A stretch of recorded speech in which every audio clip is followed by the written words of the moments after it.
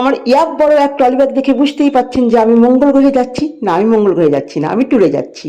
তো আজকে আমার গন্তব্যস্থল হলো মা ফুল্লরা মায়ের মন্দির। এই ফুল্লরা মায়ের মন্দির সম্পর্কে জানেন না এমন দর্শক বা শ্রোতা নিশ্চয়ই এই ভূভারতে পাওয়া যাবে না। এই ফুল্লরা মা হলো সতীপীঠের 51 পীঠের এক পীঠ। এই ফুল্লরা মা যে কত জাগ্রত আমি এই স্থানে এসেই বুঝতে পেরেছি।